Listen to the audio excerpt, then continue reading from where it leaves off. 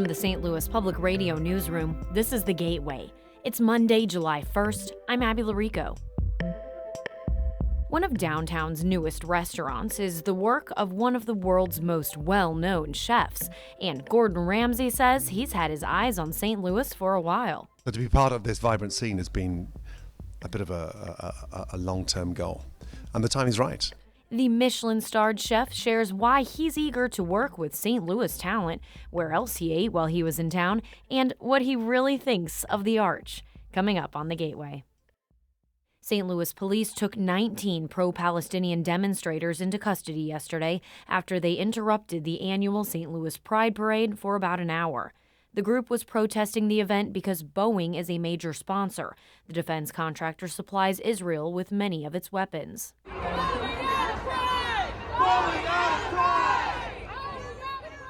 The protesters chained themselves to a PVC pipe stretching across Market Street downtown along the parade route. Police say they charged all 19 people taken into custody with trespassing.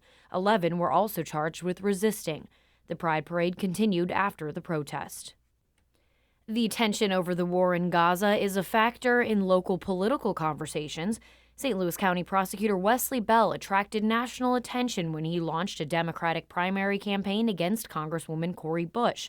But as St. Louis Public Radio's Jason Rosenbaum reports, Bell says his campaign is about more than Bush's criticism of Israel. During an appearance on the Politically Speaking Hour on St. Louis on the Air, Bell acknowledged that black voters, who constitute a plurality of the 1st District, may not vote for or against a candidate based on their opinions about Israel. He says things like the economy and public safety may take precedence. But Bell has a much different response to Israel's military invasion of Gaza than Bush.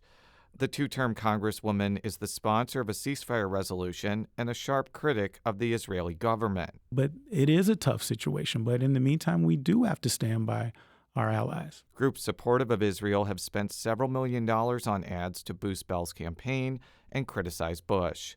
I'm Jason Rosenbaum, St. Louis Public Radio.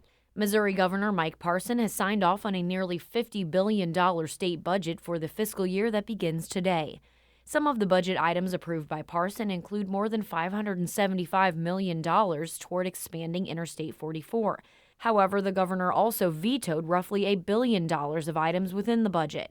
Parson said in a statement, quote, "The use of the veto pen is not something I do eagerly, but today these vetoes represent the elimination of unnecessary pet projects and the protection of the taxpayer dime," end quote.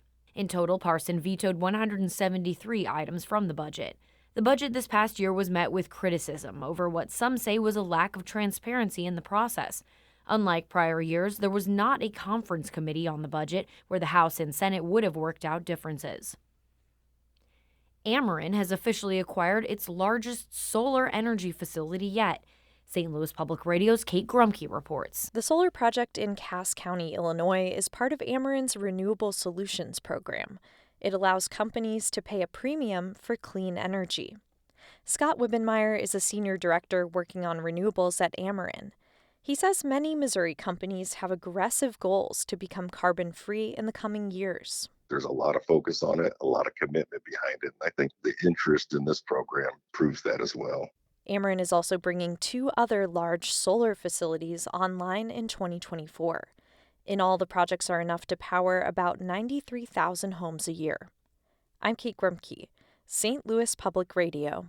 Starting today, undocumented immigrants in Illinois can get standard driver's licenses. Alex Stegman has more. The new licenses will replace the temporary visitors driver's licenses, or TVDLs, that undocumented residents can currently use. Fred Sau is senior policy counsel for the Illinois Coalition for Immigrant and Refugee Rights.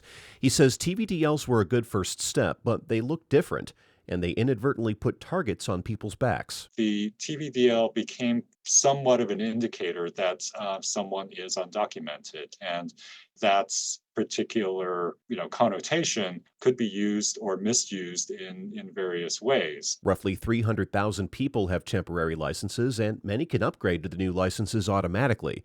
They will not be valid as federal IDs. I'm Alex Stegman.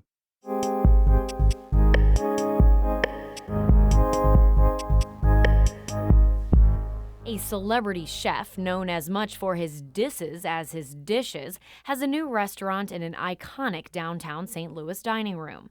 Chef Gordon Ramsay's newest Ramsay's Kitchen location is now open inside the Four Seasons Hotel overlooking the Mississippi River. Hi, how are you? I sat down with the restaurateur and media personality as he stopped into St. Louis for the grand opening this weekend. Chef, you are an internationally recognized global star with a globally recognized brand.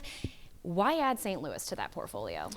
Yeah, that's a really good question, Abby. First of all, I love what I do. I think that's pretty obvious. And then I've just spent the last 2 decades building this incredible company to highlight talent. St. Louis was calling 5 years ago. We were set back, sadly, due to COVID. And now we've got that grassroots effect. The devastation of so many restaurants closing, and that's what you read about, the negativity of how they can't sustain paying rent, rates, labour costs. And so when this opportunity came along, I've always been a big admirer what St. Louis stands for, the DNA of, ribs, sauces, the farm-to-table ethnic sort of melting pot that goes on here.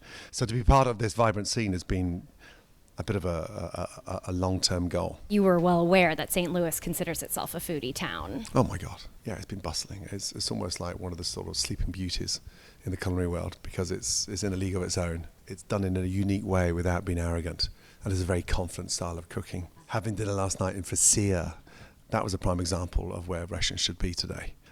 They've raised the bar. To be part of that scene, honestly, that's the ambition. That being said, we have plenty of local options with people who are quite rooted here. Mm-hmm. Why should people, when they only have so many meals to eat and frankly so much money to spend on a meal out, come to your restaurant? Yeah, I think you should ask the customers that question rather than ask me. But from my perspective, customers vote with their feet. We have a unique setting. We have an amazing menu, an incredibly local team, talented local team. The R&D and the kind of research that's gone into the menu has been extraordinary. We tailor-make it to what's happening locally. The most exciting thing for me is what's going on in the kitchen and the dining room.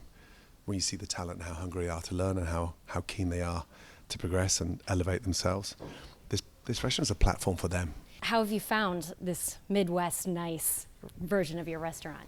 Midwest is super supportive. We opened the reservations 6 weeks ago, and we took 30,000 bookings, in our first 10 days. So you only get to hear that with stadiums, not in restaurants. So it's a double-edged sword. We have to maintain those standards and make sure that we pace ourselves and don't get carried away.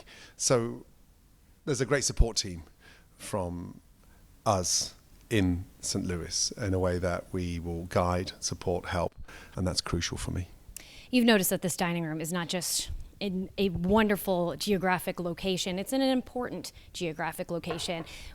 Heart of downtown, a beacon, if you will. We have the river, we have the arch, which, by the way, what do you think about the arch? It's iconic. I mean, It really is. I'm lucky to have some incredible restaurants all across the world, but for me, this is one of the most beautiful settings. Incredible. What do you think people should expect, especially people who are really rooting for the continued success or the positive momentum of downtown St. Louis? Why should they place trust in an outsider with such an important location in an important part of our city? Yeah. Well, first of all, I don't consider ourselves as outsider. We're downtown.